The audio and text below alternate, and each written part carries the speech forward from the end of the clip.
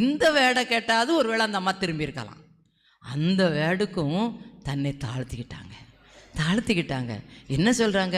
ஆமாம் தான் அப்பா, பிள்ளைகள் அப்போத்தான் நீங்கள் நாய்க்குட்டிக்கெலாம் போட வேண்டாம், நீங்களாம் ஒரு டைனிங் டேபிள் வந்து சாப்பிடுவீங்க, ஒரு 2-3 எச்சு துண்டு விழும், அதை யார் சாப்பிடுவா? நாய்க்குட்டி சாப்பிடும்ல, அதை போடுங்கப்பா, அந்த எச்சு பருக்க எனக்கு போடுங்க போதும்.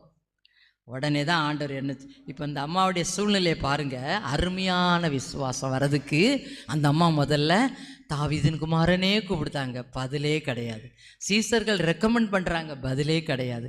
நான் உனக்கு வரல, இஸ்ரவேல் வீட்டாருக்கு தான் வந்திருக்கேன்னு தவிர உனக்கு நான் காணாமற் போனா இஸ்ரவேல் வீட்டாருக்கு தான் வந்தேன், உனக்காக நான் வரலன்ட்டார். அடுத்தது நான் பிள்ளைக்கு கொடுக்கணும்னு வச்சிருக்கிற அப்போ தான் நாய்க்குட்டிக்கு போட மாட்டேன்ட்டார்.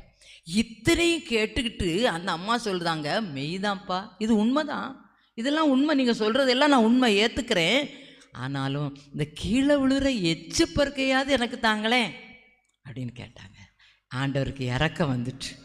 அருமையான விசுவாசம், அல்லேலூயா, அருமையான விசுவாசம் இந்த அம்மாக்குள்ள வந்துச்சு. நமக்கும் சில காரியங்கள் ஆண்டவர் பதிலளிக்காமல் இருக்கலாம். ஆண்டவர்கிட்ட பண்ணுற ஜெபத்துக்கு எஸ் நோ வெயிட், உண்டு இல்லை காத்திரு, இதுதான் ஆண்டவர் கொடுக்குற பதில்.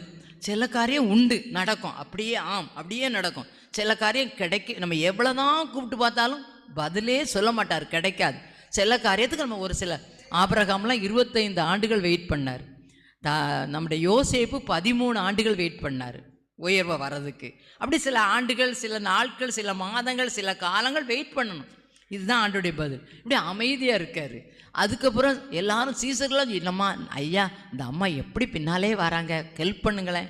அதுக்கும் என்ன சொல்லலாம், இவளுக்கு வரல, அந்த காணாம இருப்பேன் இஸ்ரவேல் வீட்டுக்கு தான் வந்திருக்கேன்னு தவிர இவளுக்காக நான் வரலையே. அதுக்கும் அந்த அம்மா பின்னாலே பணிஞ்சுக்கிட்டாங்க, தாழ்த்தி பணிகிறாங்க.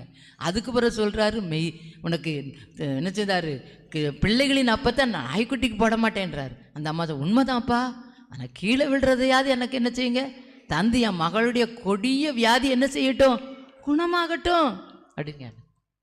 அதுக்கு பிறகுதான் ஆண்டவர் சொல்றாரு, அடுத்த வசனத்தை எல்லாரும் சேர்ந்து வாசிக்கலாமா?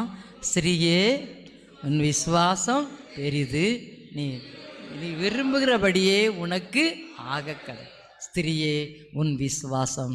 நம்முடைய விசுவாசம் அருமையான விசுவாசம்.